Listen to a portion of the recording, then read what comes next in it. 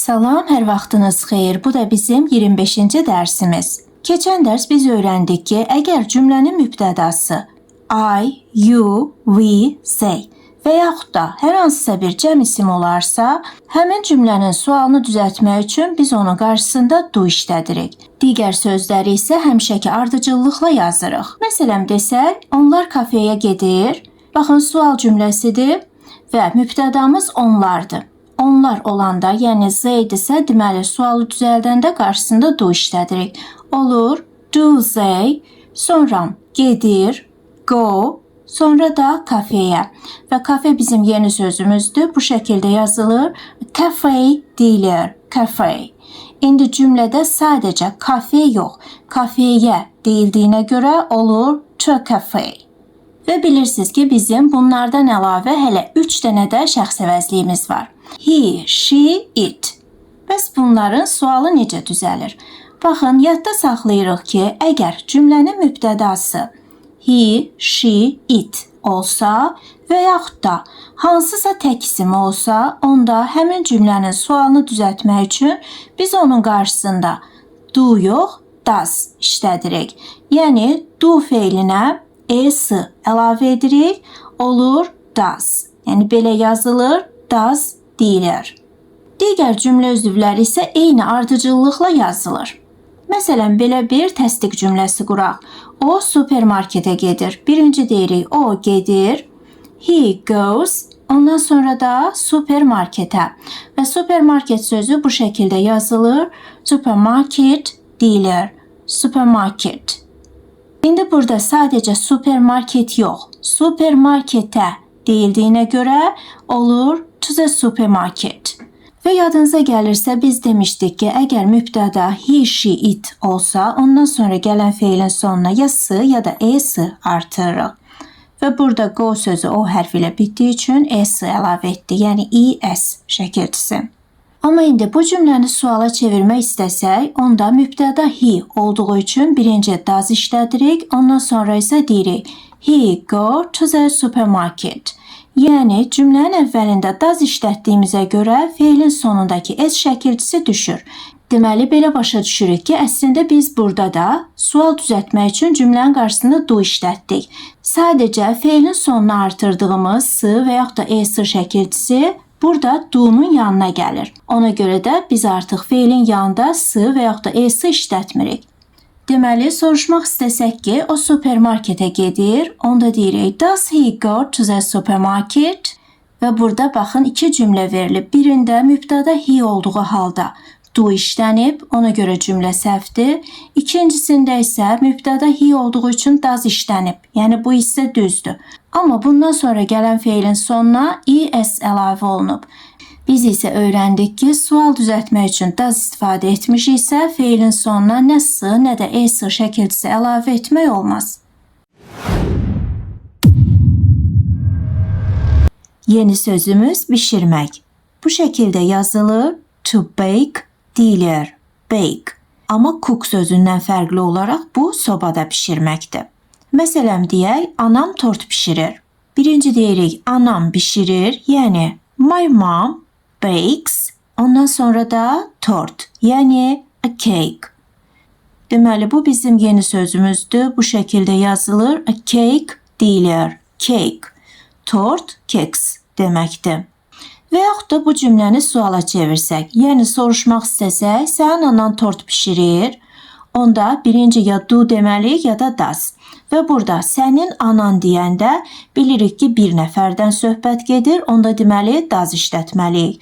Olur, does your mom, sonra bake, sonra da a cake. Baxın, burada bakes demirik, çünki feilin sonuna artırmalı olduğumuz es şəkilçisi artıq buradadır. Ona görə də təkrar burada es işlədib cümləni korlamırıq. Yəni cümləmiz olur, does your mom bake a cake? Və yaxud da belə bir cümlə qursaq, 180 dərəcədə təxminən 20 dəqiqə bişir. Amma tərcümə etmədən öncə yadda saxlayırıq ki, dərəcəni dedikdə onun qarşısında at sözünü işlədirik, müddəti dedikdə isə qarşısında for sözünü işlədirik.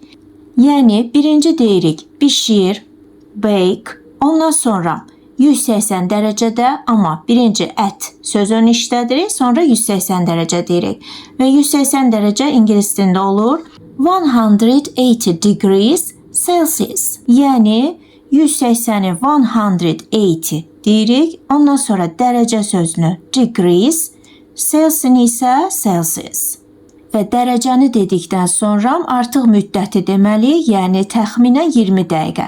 Və bunu demədən də öncə for sözünü işlədirik, ondan sonra da about 20 minutes. Deməli cümləmiz olur bake at 180 degrees Celsius for about 20 minutes. Yəni dərəcə sözü bu şəkildə yazılır. Degree deyilir, degree. Celsius sözü isə bu şəkildə yazılır. Celsius deyilir, Celsius. Və yaxud da desək, sobada 5-10 dəqiqə bişir. Birinci deyirik bişir, bake. Ondan sonra müddəti deyirik for 5-10 minutes. Ondan sonra da sobada, yəni in the oven. Deməli, soba sözü bu şəkildə yazılır. An oven deyilir, oven. Sonra digər sözümüz hazırlamaq. Bu şəkildə yazırıq. To prepare deyirik, prepare. Məsələn desək, o nahar hazırlayır. Birinci deyirik, o hazırlayır. She prepares. Ondan sonra da nahar, yəni lunch. Deməli cümləmiz olur, she prepares lunch. Amma indi eyni cümləni suala çevirsək, yəni soruşmaq istəsək, o nahar hazırlayır. Onda birinci ya do deməliyik, ya da does və şəxsimiz o olduğu üçün deməli does deyirik. Ondan sonra she, sonra hazırlamaq sözü prepare, sonra da lunch. Deməli cümləmiz olur does she prepare lunch? Və yaxud da demək istəsək, o ailəsi üçün nahar hazırlayır. Onda yadda saxlayırıq ki, prepare sözündən sonra nə hazırlanırsa onu deyirik. Ondan sonra kimin üçün, nə üçün hazırlanırsa onu. Amma kimə və nəyə hazırlandığını demədən öncə qarşısında for işlədirik, yəni üçün sözünü. Və burada ailə bizim yeni sözümüzdür. Bu şəkildə yazılır. Family deyilir, family. Cümləmizə gəldikdə isə birinci deyirik, o hazırlayır. Yəni she prepares, ondan sonra nahar, lunch, sonra da ailəsi üçün, yəni for her family. Sonra digər feilimiz bu şəkildə yazılır. To make deyilir, make. Və bu sözün tərcüməsi çoxdur, yəni birləşdiyi sözə görə mənası dəyişir, amma əsasən hazırlamaq, etmək və yaratmaq mənasında işlənir. Bəli, düz başa düşdünüz. Yəni biz burada prepares sözünün əvəzinə makes deyə bilərik. Yemək hazırlamaq, nahar, səhər yeməyi fərqi yoxdur. Bunları hazırlamaq deyəndə həm prepare, həm də make deyə bilərsiniz.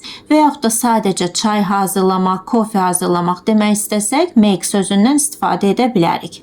Və bundan başqa bu söz həm də etmək deməkdir, hansını ki biz do olaraq keçmişdik və hər ikisi etmək mənasını verdiyi üçün bunları bəzən qarışdırırlar. Ona görə də bu dərsdə daha diqqətli olun ki, etmək deyəndə do feili ilə qarışdırmayasınız. Yəni biləsiniz ki, harda make, harda do demək lazımdır. Məsələn, səhv etmək olur to make a mistake. Yəni biz burada do a mistake demirik. Səhv etmək olur make a mistake. Məsələn deyək, hər kəs səhv edir. Amma öncə gəlin hər kəs sözünü öyrənək. Bu sözü iki cür demək olar. Bir, bu şəkildə yazırıq everyone deyirik və yaxud da bu şəkildə yazıb everybody və yaxud da everybody deyirik. Yəni bu sonluğu həm body, həm də body olaraq tələffüz edə bilərsiniz. Tərcüməsi də hər kəs və hamı deməkdir. İndi tərcümə edəndə birinci deyirik hər kəs, yəni everyone və yaxud da everybody. Ondan sonra da səhv edir. Səhv etmək də oldu. Make a mistake.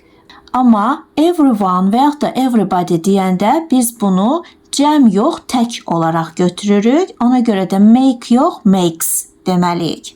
Bilirəm, bu isə biraz çaşdırır. Yəni hər kəs deyəndə düşünür ki, bu çoxluq təşkil edir. Ona görə də feylə s və yaxud da es artırmalı deyilik.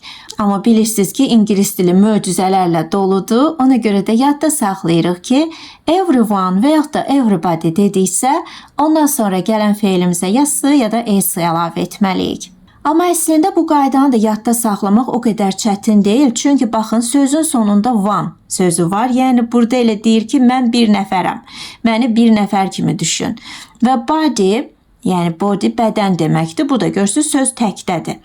Ona görə bunu da bir nəfər kimi düşünürük və ondan sonra gələn feilimizin s-sını və yaxud da s-sını əlavə etməyi unutmuruq. Və bir də ola bilər ki, biz sadəcə səhv yox, səhvlər demək istəyək. Yəni cümlə olsun, hər kəs səhvlər edir. Onda yenə birinci deyirik everyone və yaxud da everybody, sonra makes, sonra da mistakes. Yəni mistake sözünün qarşısında artiklını işlətmirik və bu sözü cəmdə deyirik. Və yaxud da to make sözündən sonra a change desək, olur dəyişiklik etmək. Yəni yenə etmək sözü görürük, amma do yox, make işlədirik. Və bu bizim yeni sözümüzdür. Bu şəkildə yazılır, change deyilir. Change, dəyişiklik deməkdir. Bundan əlavə bir də xırda pul deməkdir. İndi məsələn desək, mən həyatımda dəyişiklik etmək istəyirəm. Birinci deyirik, mən istəyirəm, I want, sonra dəyişiklik etmək, to make a change, sonra da həyatımda, yəni in my life. Və burada həyat bizim yeni sözümüzdür. Bu şəkildə yazılır, life deyilir, life. That's $1. I only have 20. That's $1. Yəni o $1 və yaxud da bu $1. Və bu bizim yeni sözümüzdür. Bu şəkildə yazılır, that deyilir, that. O deməkdir. Amma bəzən bu kimi də tərcümə olunur. I only have 20. Yəni məndə ancaq 20-dir. Və bu bizim yeni sözümüzdür. Bu şəkildə yazılır, only deyilir, only. Yalnız, ancaq və yaxud da sadəcə deməkdir. Can you change it? As you wish. New one. Can you change it? Yəni bunu dəyişə bilərsiniz. Amma burada xanım bunu dəyişə bilərsiniz yox, bunu xırdalaya bilərsiniz demək istəyirdi. Sadəcə xırdalamaq sözünü səhvən change olaraq deyir. Və siz də yadda saxlayın ki, change sözü isim kimi dəyişiklik və yaxud da xırda pul deməkdir. Amma feil kimi dəyişmək deməkdir. Yəni pulu xırdalamaq demək istəyəndə change sözünə istifadə olunmur. As you wish. Yəni necə arzu edirsiniz, necə istəyirsiniz deməkdir. Və bu bizim yeni sözümüzdür. Bu şəkildə yazılır, wish deyilir. Arzu istək deməkdir. Amma feil kimi olur arzu etmək, istəmək. Sonra deyir new one. Yəni yenisi, yeni biri. New one? Oh, no. Can you give me smaller ones? Oh, you want me to break the bill. Can you give me smaller ones? Yəni mənə daha kiçiklərini verə bilərsiniz? Yəni burada smaller olur daha kiçik. You want me to break the bill. Yəni siz məndən pulu xırdalamağımı istəyirsiniz. Deməli burada yadda saxlayırıq ki, daha öncə öyrəndiyimiz break sözü sadəcə sındırmaq, qırmaq, pozmaq yox, həm də pulu xırdalamaq deməkdir. Break the bill, please. There you go. Thank you for the break, for the change. Break the bill, please. Yəni, zəhmət olmasa pulu xırdalayın. There you go. Buyurun deməkdir. Bəli, düz başa düşdünüz. Bizim bir dənə buyur sözünü ingilis dilində bu 3 sözlə əvəz edirik. Thank you for the break. Yəni burada xırda pula görə çox sağ ol demək istəyir, amma break sözünü səhv işlədir. Çünki break sözü xırda pul deyil. Buna görə də xanım ona düzəliş etmək üçün deyir for the change. For the change. Yəni break yox, change deməlisiniz. You said change, it was wrong. Break is the verb. You break the bill, not change, but the money you get back is called change. You said change, was wrong. Yəni, siz axı dediniz change səhvdir. Burada düzdür, axı sözü yoxdur. Bunu özümdən əlavə etdim ki, cümlə təbii alınsın. Amma belə ümumilikdə olur, siz dediniz change səhvdir. Və cümlədə gördüyünüz bu söz əslində bizim daha öncə keçdiyimiz say sözüdür, hansı ki demək mənasını verirdi və bu da həmin sözün keçmiş formasıdır. Yəni ingilis dilində keçmiş zamanda bəzi sözlər kökündən dəyişir və bu da onlardan biridir. Məsələn desək, o salam deyir. Olacaq he says hello. Yəni burada demək sözünü say olaraq işlədirik, çünki cümlə indiki zamandadır. Amma desək o salam dedi, olur he said hello. Yəni artıq say yox said deyirik, çünki cümlə keçmiş zamandadır. Və burada xanım niyə break yox change demək lazım olduğunu izah edir, deyir. Break is the verb. You break the bill, not change. Yəni demək istəyir, break feildir. Siz pulu xırdaladınız, dəyişmədiniz. Burada isə bu bizim yeni sözümüzdür. Bu şəkildə yazılır. Verb deyilir. Verb, feil deməkdir.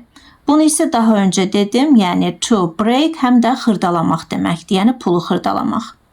Sonra da deyir, but the money you get back is called change. Tərcüməsi də olur, amma sizin geri aldığınız pul change adlanır. Və bu bizim yeni sözümüzdür. Bu şəkildə yazılır. Back deyilir. Back. Geri, arxa tərəf deməkdir. That's $1. I only have 20. Can you change it? As you wish. New one. Oh, no. Can you give me smaller ones? Oh, you want me to break the bill. Break the bill, please. There you go. Thank you for the break, for the change. You said change, it was wrong. Break is the verb. You break the bill, not change. But the money you get back is called change. Digər ifadəmiz seçim etmək. Bu şəkildə yazırıq. To make a choice deyirik. To make a choice. Yəni, make sözündən sonra a choice deyirik və bu söz seçim deməkdir. Məsələn desək, sən gərək seçim edəsən, yəni seçim etməyin lazımdır. Onda deyirik, you need, yəni sənə lazımdır, sonra seçim etmək. To make a choice. Sonra digər sözümüz xoşbəxt etmək. Deməli, birinci to make deyirik, sonra kimi xoşbəxt ediriksə onu deyirik, sonra da happy. Yəni, soruşmaq istəsək, o səni xoşbəxt edir, onda deyirik, does he make you happy? Baxın, burada da diqqətli oluruq, yadda saxlayırıq ki, xoşbəxt etmək do happy yox, make happydir. Sonra digər sözümüz səs-küy salmaq. Bu da olur to make a noise. Yəni, make sözündən sonra a noise deyirik, hansı ki səs-küy deməkdir. Sonra digər ifadəmiz to make the bed.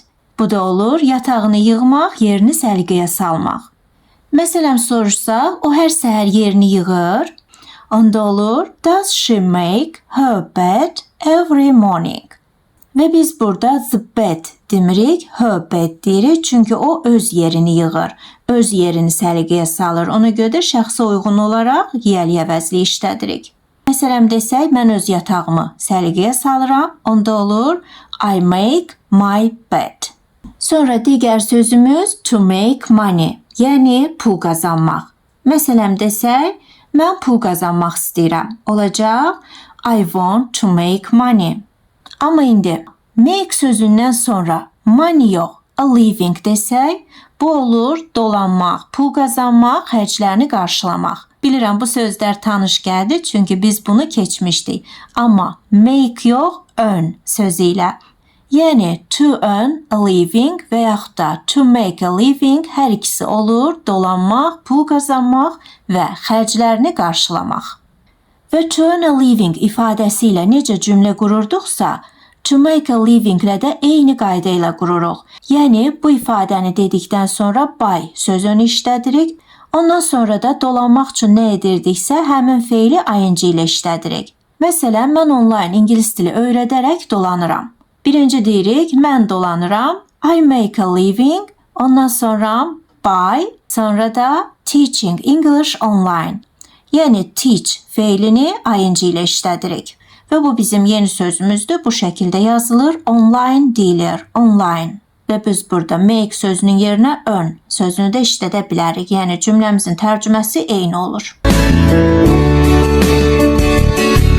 Və bilirsiniz ki, to earn a living sözündən sonra biz hansısa bir peşəni desək, onun qarşısında as işlədirik.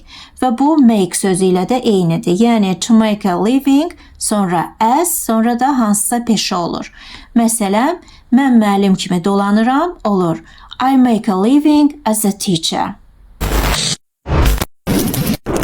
Sonra digər ifadəmiz to make a decision. Yəni qərar vermək. Və bu bizim yeni sözümüzdür. Bu şəkildə yazılır. Decision deyilir. Decision. Qərar deməkdir. İndi məsələn desək, o həmişə tələsik qərarlar verir və heç vaxt nəticələri haqqında düşünmür. Bilirəm, biraz uzun cümlədir, çətin görünür, amma çətin heç nə yoxdur. Belə ki, və sözünə qədər bir cümlədir, və sözündən sonra da ikinci cümləmizdir. Yəni iki cümləni və ilə bir-birinə bağlayırıq. İndi birinci cümləmiz belədir. O həmişə tələsik qərarlar verir. Birinci deyirik, o həmişə, he always, sonra tələsik qərarlar verir.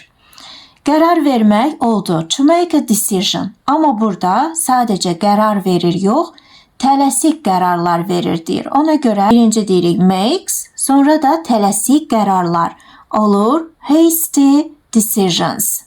Və bu bizim yeni sözümüzdür. Bu şəkildə yazılır. Hasty deyilir. Hasty. Tələsik, düşünmədən edilən deməkdir. Və digər cümləmiz də belədir. Heç vaxt nəticələri haqqında düşünmür. Kim düşünmür? O. Amma o sözünü artıq burada işlətmişik deyə və bağlayıcısından sonra təkrar he demirik. Birbaşa feilimizi deyəcəyik. Amma feildən öncə heç vaxt sözü var. Ona görə birinci deyirik never, sonra thinks, yəni düşünmür. Baxın, burada düşünmür dedik, amma tərcümə eləyəndə düşünür oldu. Çünki never işlətmişik. Yadınıza gəlirsə demişdik ki, never olan cümlədə ikinci inkar işlənmir. Ona görə də burada düşünmür desək də düşünür olaraq yazırıq.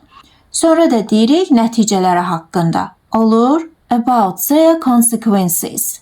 Yəni, nəticə, fəsad bu şəkildə yazılır. Consequence deyilir. It's your decision. Yəni, sənin qərarındır.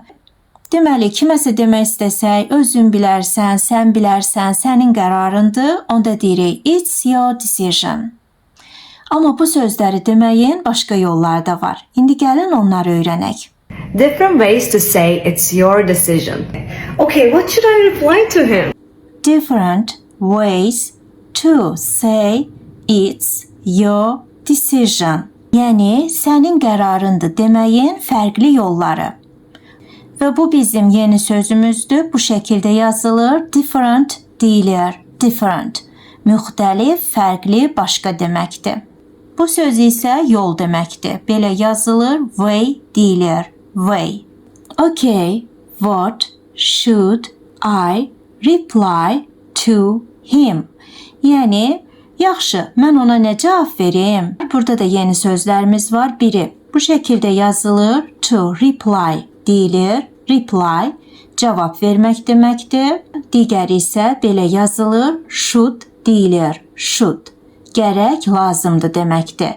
Əsasən tövsiyə alarkən istifadə olunur. I don't know, Amy. It's up to you. What do you mean? What is up to me? I don't know, Amy. Yəni, Amy, mən bilmirəm. Və mən burada sözləri ayrı-ayrılıqda dedim, amma xanım I don't know demədi. O, I don't know dedi. Yəni, sözü deyərkən bəzi hərfləri yedi və oldu I don't know.